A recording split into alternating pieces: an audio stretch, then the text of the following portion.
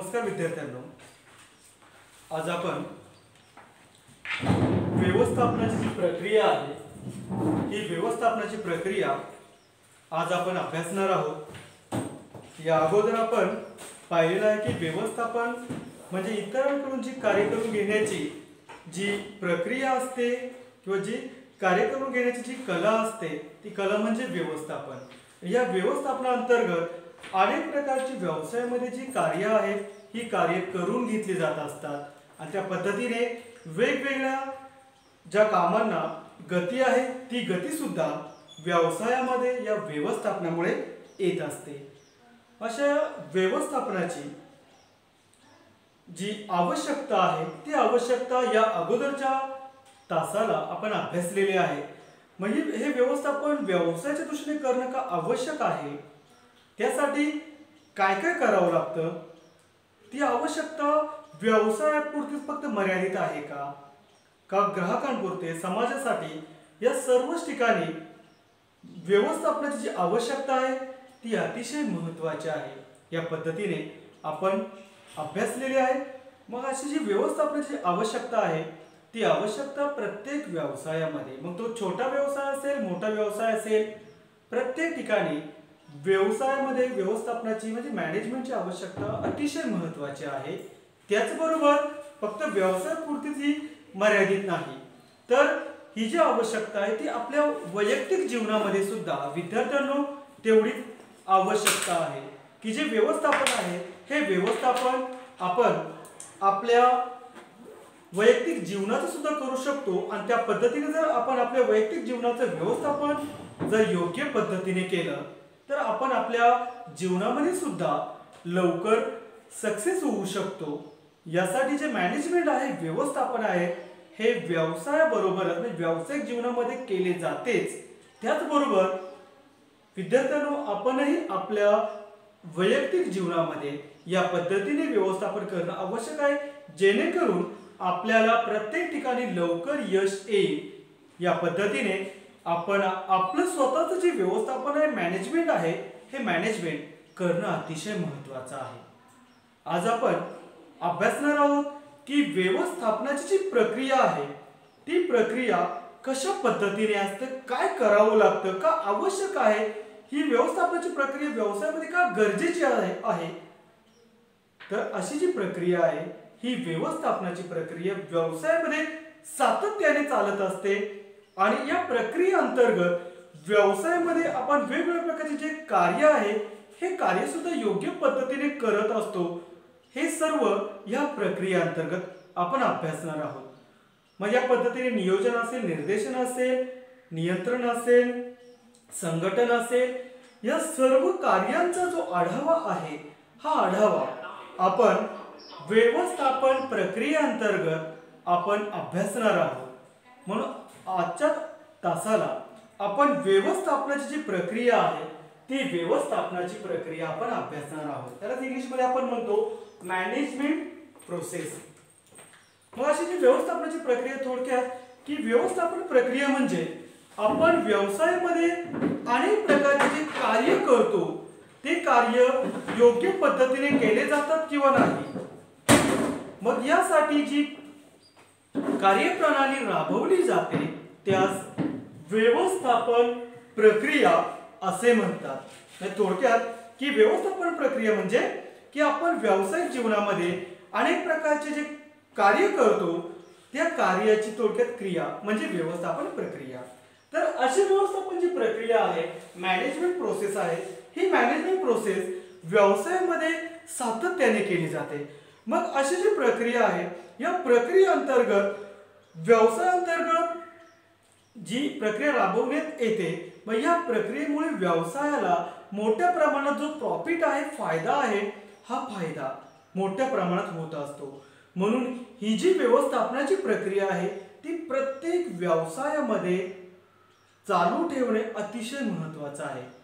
कारण ज्याप्रमाणे मानवी शरीरामध्ये रक्ताचं महत्त्व आहे त्याचप्रमाणे व्यवसायामध्ये व्यवस्थापन ही जी प्रक्रिया आहे ही प्रक्रिया त्या पद्धतीनेच कार्य करत असते। म्हणजे मी तुम्हाला आता सांगितलं की मानवी शरीरामध्ये जी रक्ताची प्रक्रिया कंटिन्यू चालू असते आणि त्या पद्धतीने मनुष्याचं शरीर हे जिवंत असतं, त्याचप्रमाणे आपल्याला व्यवसायामध्ये सुद्धा आपला व्यवसाय जिवंत ठेवायचा असेल, जास्तीत जास्त आपल्याला प्रॉफिट मिळवून घ्यायचा असेल, तर आपल्याला आपल्या व्यवसायामध्ये ही जी व्यावसायिक प्रक्रिया आहे ती व्यवस्थापनाची प्रक्रिया सातत्याने चालू ठेवावी लागेल आणि त्या पद्धतीने आपण ती प्रक्रिया सातत्याने पूर्ण करून आपल्या व्यवसायाला मोठ्या प्रमाणात जो प्रॉफिट आहे हा प्रॉफिट आपण मिळवून देऊ शकतो.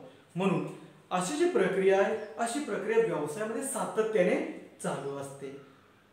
मग अशा व्यवस्थापन प्रक्रियेमध्ये अनेक प्रकारचे घटक समाविष्ट होतात.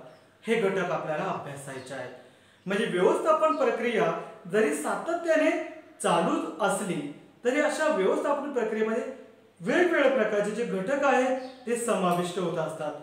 मग नियोजन असेल, संघटन असेल, कार्यप्रवृत्त असेल किंवा नियंत्रण असेल, असे जे घटक आहेत हे घटक व्यवस्थापन प्रक्रियेमध्ये समाविष्ट होतात. तर हे घटक आपल्याला अभ्यासायचे आहेत. तर पहिला घटक आहे नियोजन. नियोजनालाच आपण इंग्लिशमध्ये मुलांना म्हणतो प्लॅनिंग. आता नियोजन म्हणजे आपण त्या व्यवसायामध्ये आपल्याला व्यावसायिक जीवनामध्ये किंवा आपल्या व्यवसायामध्ये काय करायचं आहे, कशा पद्धतीने करायचं आहे, केव्हा करायचं आहे, कुठे करायचं आहे. मग तो आपला व्यवसाय असेल किंवा व्यवसाय संदर्भात आपलं वर्क जरी असेल तर ते कार्य कशा पद्धतीने करायचं. आता आपण फॉर एक्झाम्पल आपला व्यवसाय कुठे स्थापन करायचा, तो व्यवसाय कशा पद्धतीचा असणार, त्या व्यवसायाअंतर्गत कोणत्या प्रकारचं उत्पादन घेतलं जाणार, त्याचबरोबर या व्यवसायाअंतर्गत कोणत्या प्रकारच्या ग्राहकांच्या गरजा भागवल्या जातील, आपल्याला बाजारपेठा कोणत्या मिळतील, असं अगोदरच केलेला आढावा आणि त्या पद्धतीने त्या आढाव्यानुसार ते कार्य भविष्यात पूर्ण केलं जाणार. या पद्धतीने केलं जाणारं प्लॅनिंग किंवा नियोजन म्हणजे नियोजन केलं जाणं थोडक्यात आढावा म्हणजेच नियोजन. मग असं जे प्लॅनिंग आहे ते प्लॅनिंग मुलांना फक्त व्यवसायामध्येच केलं जातं असंही नाही. तर आता हेच एक्झाम्पल मी तुम्ही तुमच्या पर्सनल लाईफमध्ये सुद्धा देऊ शकतो. तर या ठिकाणी पहा की आपल्याला आपल्या लाईफचं जर प्लॅनिंग करायचं असेल किंवा आपल्याला एका वर्षभराचं प्लॅनिंग करायचं असेल, आता फॉर एक्झाम्पल तुम्ही SYBCom या वर्गात शिकत आहात, बरोबर. मग SYBCom या वर्गात तुम्ही शिकत आहात, मग तुम्हाला आता भविष्यामध्ये म्हणजे पुढच्या वर्षी तुम्ही आता SYBCom चांगल्या मार्काने तुम्हाला पास व्हायचं आहे. यासाठी तुमचं जे प्लॅनिंग असणार, नियोजन आहे, हे नियोजन तुम्ही आत्ताच केलेलं आहे. म्हणजे वर्षभराचं जे प्लॅनिंग आहे ते तुम्ही वर्षाच्या सुरुवातीलाच केलेलं आहे. तुम्हाला चांगले मार्क्स मिळावे, प्रत्येक विषयामध्ये चांगले मार्क्स मिळावे, यासाठी तुम्ही सुरुवातीपासून चांगला अभ्यास करणार प्रत्येक विषयाचा. आपलं बिझनेस मॅनेजमेंट असेल, बिझनेस कम्युनिकेशन असेल, बिझनेस इकॉनॉमिक्स असेल, कॉर्पोरेट अकाउंट असेल, एलिमेंट्स ऑफ कंपनी लॉ असेल किंवा तुमचा स्पेशल सब्जेक्ट असेल, असे जे 6 सब्जेक्ट आहेत या 6ही सब्जेक्टचा चांगला तुम्ही अभ्यास करणार आणि नंतर वर्षाच्या शेवटी तुम्ही चांगला अभ्यास करून चांगले एक्झाम देणार आणि चांगले मार्क्स मिळवणार आणि चांगल्या मार्काने तुम्ही उत्तीर्ण होणार. या पद्धतीने तुम्ही हे जे प्लॅनिंग आहे हे प्लॅनिंग तुम्ही वर्षाच्या सुरुवातीलाच केलेलं आहे. म्हणजे तुम्हाला नंतर भविष्यात SYBCom ला चांगले पर्सेंटेज मिळतील. या पद्धतीने थोडक्यात तुम्ही तुमचं स्वतःचं जे प्लॅनिंग आहे, नियोजन आहे, हे तुम्ही अगोदरच केलेलं आहे आणि मग ही कार्यवाही तुम्ही कंटिन्यू भविष्यात तुम्ही करत जाणार आहात. म्हणून असं जे कार्य आहे ते कार्य तुम्ही तुमच्या पर्सनल लाईफमध्ये करतातच, त्याचप्रमाणे व्यावसायिक जीवनामध्ये सुद्धा मुलांनो असं जे नियोजन आहे हे प्लॅनिंग प्रत्येक बाबतीत व्यवसायामध्ये आपल्याला करावे लागते. मग आपल्याला तो व्यवसाय कोणत्या स्वरूपाचा व्यवसाय आपल्याला सुरू करायचा आहे, तो कुठे स्थापन करायचा आहे, आपल्या व्यवसायाला कितपत ग्राहक वर्ग मिळू शकतो, बाजारपेठा कितपत मिळू शकतात, याविषयी संपूर्ण जो आढावा घेतला जातो त्याला व्यावसायिक नियोजन असे म्हणतात. आणि हे नियोजन आहे मुलांनो, तर हे नियोजन प्लॅनिंग, हे प्लॅनिंग व्यवस्थापनाअंतर्गत आपल्याला प्रत्यक्ष पूर्ण करता येत असते. जर आपण फक्त नियोजनच केलेलं आहे आणि त्या पद्धतीने आपण व्यवसायामध्ये जर व्यवस्थापन केलं नाही तर आपण व्यवसायामध्ये योग्य पद्धतीने हे जे नियोजन आहे, प्लॅनिंग आहे, ते प्लॅनिंग करू शकत नाही. म्हणून हा घटक अतिशय महत्त्वाचा आहे मुलांनो की या नियोजनामुळे आपण आपल्या व्यवसायामध्ये अनेक प्रकारचे कार्य आहेत, ते कशा पद्धतीने करणं आवश्यक आहे, कुठे करणं आवश्यक, कधी करणं आवश्यक आहे, व्यवसाय संदर्भात या सर्व गोष्टी जाणून घेऊन त्या पद्धतीने अगोदरच तो आढावा घेतला जात असतो, आराखडा तयार केला जात असतो आणि त्या पद्धतीने भविष्यात या नियोजना अंतर्गत ते जे कार्य आहे ते कार्य भविष्यात केले जात असते आणि भविष्यात सुद्धा करत असताना व्यवस्थापना अंतर्गतच हे नियोजन आहे, हे नियोजन करणं आवश्यक आहे। म्हणून नियोजन हा घटक व्यवस्थापन प्रक्रियेतील अतिशय महत्त्वाचा आहे, कारण जर नियोजन आपण योग्य पद्धतीने केलं नाही तर आपली जी व्यवस्थापन प्रक्रिया आहे ही व्यवस्थापन प्रक्रिया आपण योग्य पद्धतीने करू शकत नाही, कारण व्यवस्थापन प्रक्रिया सातत्याने चालणारी प्रक्रिया आहे। म्हणून या नियोजना अंतर्गत आपण आपली जी व्यवस्थापनाची प्रक्रिया आहे ही व्यवस्थापनाची प्रक्रिया सातत्याने सुरू ठेवू शकतो। म्हणून नियोजन हे व्यवस्थापन प्रक्रियेतील अतिशय महत्त्वाची बाब आहे असं आपल्याला सांगता येईल। पुढचा घटक आहे संघटन। संघटन त्याला इंग्लिश मध्ये म्हणतो आपण ऑर्गनायझेशन। ऑर्गनायझेशन तर विद्यार्थ्यांनो पहा, व्यवसायामध्ये अनेक प्रकारचे जी कार्य आहे ही कार्य आपल्याला सातत्याने करावी लागतात। मग ही कार्य करत असताना आपल्याला अनेक वेगवेगळ्या पद्धतीने जे ऑर्गनायझेशन आहे, संघटन आहे, या संघटने अंतर्गत आपल्याला आपल्या व्यवसायामध्ये जी कार्य आहे ती कार्य पूर्ण करावी लागतात। मग अशी कार्य आहेत वेगवेगळ्या पद्धतीने आपण आपल्या व्यवसायाअंतर्गत विभागानुसार सुद्धा संघटन करत असतो। आपल्या व्यवसायामध्ये मुलांनो पहा, ही जी व्यवस्थापनाची प्रक्रिया आहे ही व्यवस्थापनाची प्रक्रिया सातत्याने चालू असते। मग ही व्यवस्थापनाची प्रक्रिया सातत्याने चालू असतेच, त्याचबरोबर या घटका अंतर्गत संघटन, या घटका अंतर्गत आपल्या व्यवसायामध्ये विक्री विभागाशी रिलेटेड संघटन केलं असेल, खरेदी विभाग असेल, मग या खरेदीमध्ये मशिनरी असतील, कच्चा माल असेल किंवा अकाउंट विभाग असेल, जाहिरात विभाग असेल, उच्च स्तर असेल, मध्यम स्तर असेल, त्याचबरोबर कनिष्ठ स्तर असेल, असे वेगवेगळे प्रकारचे स्तर असतात, विभाग असतात। मग या विभागानुसार कोणत्या विभागांतर्गत कोणत्या प्रकारचं कार्य केलं जाणं अपेक्षित आहे, आवश्यक आहे, हे आपल्याला या संघटने अंतर्गत, ऑर्गनायझेशन अंतर्गत आपण त्या त्या विभागाला ते कार्य सोपवू शकतो आणि त्या पद्धतीने ते कार्य आहे ते कार्य या संघटने अंतर्गत आपण करून घेऊ शकतो। यासाठी सुद्धा मुलांनो व्यवस्थापन हे अतिशय महत्त्वाचे आहे। जर व्यवस्थापना अंतर्गत आपण योग्य पद्धतीने आपल्या व्यवसायामध्ये जर लक्ष दिलं नाही तर असे वेगवेगळे जरी संघ आपण तयार केले तरी त्या संघाअंतर्गत योग्य पद्धतीने कार्य होऊ शकत नाही। म्हणून व्यवसायाअंतर्गत जे वेगवेगळ्या प्रकारचे संघटन केले जात असते, या संघटने अंतर्गत आपल्याला व्यवस्थापन हे करावे लागते आणि त्यासाठी संघटने तितकेच महत्त्वाचे आहे, कारण आपण कोणत्या विभागांतर्गत कोणतं कार्य करणं अपेक्षित आहे आणि आवश्यक आहे हे आपण या व्यवस्थापना अंतर्गत त्या त्या विभागाला देऊ शकतो आणि त्या पद्धतीने त्या विभागांतर्गत त्या त्या टायमिंगला, त्या त्या वेळेला ते काम पूर्ण होणं आवश्यक आहे। अशी जी पूर्तता आहे ती पूर्तता जर वेळेत झाली तर आपल्याला योग्य पद्धतीने आपल्या कामाचा आढावाही घेता येईल आणि आपल्या कामामध्ये अधिक जी गती आहे ती गतीही आणता येईल आणि त्या पद्धतीने आपण आपल्या व्यवसायामध्ये जरी उत्पादनाचा वर्क असेल किंवा जाहिरात असेल किंवा आपलं उत्पादन ग्राहकांपर्यंत पोहोचवण्याचं कार्य असेल, म्हणजे ट्रान्सपोर्टेशन, वाहतूक, असं जरी कोणतंही काम असेल आणि हे काम आपण या संघटनेअंतर्गत करत राहिलो आणि त्या पद्धतीने जे मॅनेजमेंट आहे, व्यवस्थापन आहे, ते व्यवस्थापन आपण आपल्या व्यवसायामध्ये करत राहिलो तर आपल्याला आपल्या व्यवसायाअंतर्गत मोठ्या प्रमाणात आणि जलद गतीने ते कार्य होऊ शकतं आणि आपल्या व्यवसायाला मोठ्या प्रमाणात जो फायदा आहे हा फायदा सुद्धा आपल्या व्यवसायाला आपण मिळवून देऊ शकतो।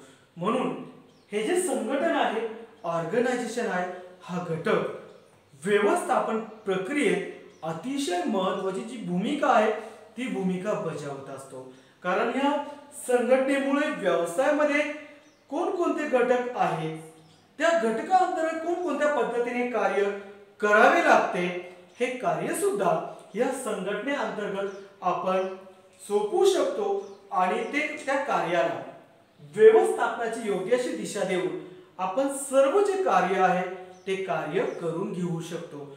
म्हणून संघटन हा घटक व्यवस्थापन प्रक्रियेत महत्वाची भूमिका बजावतो असं आपल्याला सांगता येईल.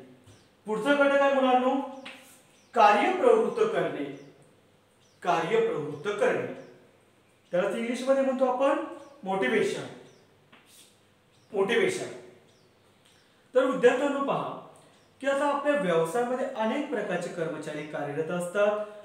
कनिष्ठ स्तर असेल, मध्यम स्तर असेल आणि उच्च स्तर असेल, अशा वेगवेगळ्या स्तरानुसार वेगवेगळ्या प्रकारचे कर्मचारी वर्ग आपल्या व्यवसायामध्ये कार्यरत असताना आपण पाहतो. मग अशा कर्मचाऱ्यांना मग नियोजनाअंतर्गत त्यांना काम सोपून दिलं जात असतं, त्या पद्धतीने ते करत असतात. त्याचबरोबर संघटनही केले जात असतं कर्मचाऱ्यांमध्ये आणि त्या अंतर्गत कर्मचाऱ्यांना वेळोवेळी आपण कार्यप्रवृत्त जर करत राहिलो तर कर्मचारी अजून प्रेरित होऊन आपली कामाची जी गती आहे ती गती वाढवू शकतात आणि आपल्याला योग्य जी दिशा आहे ती योग्य दिशा आपल्या व्यवसायाला सुद्धा देऊ शकतात. म्हणून कर्मचाऱ्यांना वेळोवेळी कार्यप्रवृत्त करणं अतिशय महत्त्वाचं आहे. जर कर्मचाऱ्यांना आपण वेळोवेळी कार्यप्रवृत्त केलं नाही तर व्यवसायामध्ये जे मॅनेजमेंट आहे हे मॅनेजमेंट करण्यासाठी जरा अवघड जात असतं.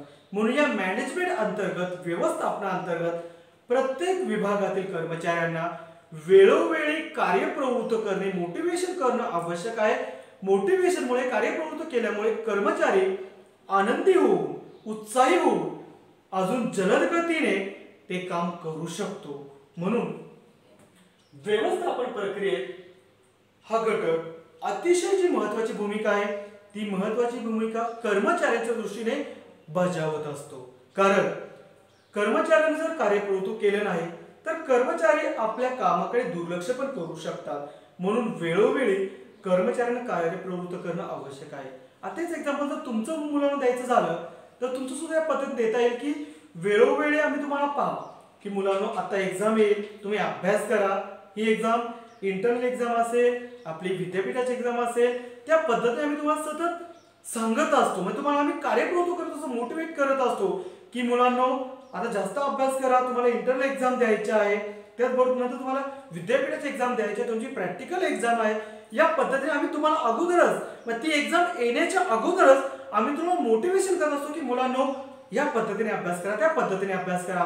त्याचबरोबर तुम्हाला तुमच्या करिअरच्या दृष्टीने सुद्धा की बीकॉमचे विद्यार्थी बीकॉमचा अभ्यास करत असताना तुम्हाला तुमच्या लाईफमध्ये काय व्हायचं आहे, मग सीए व्हायचं असेल, कोणाला सीएस करायचं असेल किंवा कोणाला बँकिंग फील्डमध्ये करिअर करायचं असेल, कोणाला एमपीएससी, यूपीएससी किंवा अशा अनेक प्रकारची फील्ड आहे, त्या फील्डमध्ये तुम्हाला करिअर करायचं असेल तर आपल्या बीकॉमच्या अभ्यासाबरोबर तुम्ही तोही अभ्यास केला तर तुम्ही तुमच्या लाईफमध्ये लवकर सक्सेस होऊ शकता. असे मोटिवेशन आम्ही तुम्हाला वेळोवेळी सुद्धा देत असतो. त्या पद्धतीने तुम्ही अभ्यास करता आणि तुमच्या लाईफमध्ये सुद्धा तुम्ही सक्सेस होत असतात. या पद्धतीने मोटिवेशन ज्याप्रमाणे आम्ही तुम्हाला देत असतो त्याचप्रमाणे व्यवसायामध्ये सुद्धा जो कर्मचारी वर्ग कार्यरत असतो या कर्मचाऱ्यांना सुद्धा मोटिवेशनची, कार्यप्रवृत्त करण्याची अतिशय महत्वाची गरज आणि मानसिकता सुद्धा असते. कारण की मानसिकता त्या कर्मचाऱ्याच्या या कार्यप्रवृत्त करण्याअंतर्गत त्या पद्धतीने पॉझिटिव्ह असणं आवश्यक आहे. म्हणजे ऑटोमॅटिक तो कर्मचारी प्रवृत्त होऊन व्यवसायामध्ये जे काम आहे ते काम जलद गतीने आणि अधिक प्रोत्साहन, म्हणजे अगोदरपेक्षा अधिक प्रोत्साहित होऊन ते काम करू शकतो आणि उत्पादनाची जी प्रक्रिया आहे ह्या उत्पादन प्रक्रियेमध्ये सुद्धा ती वाढ होऊ शकते आणि ऑटोमॅटिक त्याचा जो पॉझिटिव्ह इफेक्ट आहे तो आपल्या व्यवसायावर होऊ शकतो. म्हणजे व्यवसायाची जी उत्पादक क्षमता आहे त्या उत्पादक क्षमतेमध्ये या कार्यप्रवृत्तीमुळे किंवा मोटिवेशनमुळे जलद गतीने वाढ होऊ शकते. म्हणून व्यवस्थापन प्रक्रियेमध्ये मोटिवेशन, कार्यप्रवृत्त करणे हा घटक अतिशय महत्वाची भूमिका कर्मचाऱ्यांच्या दृष्टीने बजावत असतो. म्हणून व्यवसायातील छोटा व्यवसाय असेल, मोठा व्यवसाय असेल, प्रत्येक व्यवसाय यशस्वी होण्यासाठी कर्मचाऱ्यांना वेळोवेळी आणि सातत्याने प्रत्येक स्तरावर, प्रत्येक ठिकाणी कार्यप्रवृत्त करणं अतिशय महत्वाचं आहे. आणि शेवटचा घटक आहे नियंत्रण. नियंत्रणालाच मुलांना म्हणतो आपण इंग्लिशमध्ये कंट्रोलिंग. कंट्रोलिंग. आता व्यवसायामध्ये आपण पाहत असतो की सातत्याने वेगवेगळ्या प्रकारची जी कार्य असतात ही कार्य आपण सातत्याने करत असतो. मग ही कार्य काही नियोजित असतात, काही अनियोजित, अचानकच निर्माण झाल्या काही समस्या असतात, त्या समस्या सुद्धा आपल्याला अचानकच वेळोवेळी सोडवावे लागतात. मग असं जे कार्य करत असताना म्हणजे पूर्वनियोजित जे कार्य आहे ते कार्य आपण या व्यवस्थापनाअंतर्गत करत असतो. मग उत्पादन संदर्भात असेल, विक्री संदर्भात असेल, म्हणजे आपल्या व्यवसायाअंतर्गत येणारे सर्वच कार्य आपण योग्य पद्धतीने करत असतो. मग ही कार्य योग्य पद्धतीने होतात किंवा नाही, किंवा होण्यासाठी आपल्याला व्यवसायामध्ये नियंत्रण ठेवणं अतिशय महत्त्वाचं आहे. जर व्यवसायामध्ये जर आपण नियंत्रण ठेवलंच नाही तर आपल्या व्यवसायाला मोठ्या प्रमाणात लॉस होऊ शकतो, तोटा होऊ शकतो. कारण व्यवस्थापक वर्ग जो आहे या व्यवस्थापक वर्गाने सर्व कर्मचाऱ्यांवर वेळोवेळी नियंत्रण ठेवणं अतिशय महत्त्वाचं आहे. जर कर्मचाऱ्यांवर नियंत्रण ठेवलं नाही तर कर्मचारी वर्ग व्यवसायामध्ये योग्य पद्धतीने काम करू शकत नाही, आणि योग्य पद्धतीने काम केलं नाही तर ऑटोमॅटिक आपल्या व्यवसायामधून वेगवेगळ्या प्रकारच्या वस्तू व सेवांचं जे उत्पादन घेतलं जातं त्या उत्पादनाचा जो दर्जा आहे तो दर्जा कमी प्रतीचा होऊ शकतो, तो दर्जा खालावतो, आणि ऑटोमॅटिकली त्याचा इफेक्ट असा होतो की समाजामध्ये जो ग्राहक वर्ग आपल्या वस्तूला मिळतो तो ग्राहक वर्ग आपल्याला मिळू शकत नाही. म्हणून व्यवसायामध्ये वेळोवेळी जे नियंत्रण आहे, कंट्रोलिंग आहे, ते कंट्रोलिंग प्रत्येक विभागांवर जो व्यवस्थापक वर्ग आहे या व्यवस्थापक वर्गाने नियंत्रण ठेवणं अतिशय महत्त्वाचं आहे. जर नियंत्रण ठेवलं नाही तर व्यवसायामध्ये कोणतंच कार्य योग्य पद्धतीने होऊ शकत नाही. म्हणून या व्यवस्थापनाअंतर्गत व्यवसायामध्ये वेगवेगळ्या प्रकारचे विभाग असतात. या विभागांतर्गत सर्वच विभागांतर्गत जे कार्य आहे ते कार्य योग्य पद्धतीने होण्यासाठी नियंत्रण करणं अतिशय महत्त्वाचं आहे. आता फॉर एक्झाम्पल जर तुमचंच एक्झाम्पल मुलांना दिलं तर आता पहा, तुम्ही आता SOBCom या क्लासमध्ये आहात. आता तुमच्यावर जर कंट्रोल ठेवला नाही तर तुम्ही अभ्यासही करणार नाही, रेग्युलर कॉलेजला येणार नाही, तुम्ही कॉलेजला आला तर लेक्चर अटेंड करणार नाही. यासाठी तुमच्यावर मुलांना कंट्रोल आम्हाला ठेवावा लागतो. तेव्हाच तुम्ही तुमचा जर कंट्रोल आपण ठेवला तरच तुम्ही रेग्युलर कॉलेजला येतात, सर्व लेक्चर अटेंड करतात, वेळेवर सर्व जो असाइनमेंट असेल या सर्व वेळेवर तुम्ही पूर्ण करतात. हे का करतो तुम्ही? तुमच्यावर आमचा कंट्रोल आहे त्यामुळे तुम्ही ती पूर्तता करत असतात. त्याचप्रमाणे मुलांना व्यवसायामध्ये सुद्धा नियंत्रण हे अतिशय महत्त्वाचं आहे. जर व्यवसायामध्ये आपण जर नियंत्रण योग्य पद्धतीने केलं नाही तर अनेक प्रकारच्या ज्या अडचणी आहेत, या अनेक प्रकारच्या अडचणी व्यवसायासमोर निर्माण होत असतात, आणि जे व्यवस्थापन आहे ते व्यवस्थापन सुद्धा आपण योग्य पद्धतीने करू शकत नाही. म्हणून नियंत्रण, कंट्रोलिंग हे प्रत्येक व्यवसायामध्ये ठेवणं अतिशय महत्त्वाचं आहे. कारण की योग्य पद्धतीचे व्यवस्थापक वर्ग आहे, मंडळी आहे, त्या व्यवस्थापक वर्गाने योग्य पद्धतीने नियंत्रण ठेवलं तर व्यवसायाला मोठ्या प्रमाणात जो फायदा आहे तो फायदा होत असतो. म्हणून व्यवस्थापन प्रक्रियेमध्ये नियंत्रण हा घटक सर्वच बाबतीत अतिशय जी महत्त्वाची भूमिका आहे ती भूमिका बजावत असतो. तर या पद्धतीने मुलांनो आजच्या तासाला आपण व्यवस्थापन जी प्रक्रिया आहे ती व्यवस्थापन प्रक्रिया आणि त्याचबरोबर या व्यवस्थापन प्रक्रियेमध्ये कोणते घटक समाविष्ट होतात, हे घटक का महत्त्वाचे आहेत हे आपण अभ्यासलेलं आहे. इथे आपण थांबूया मुलांनो.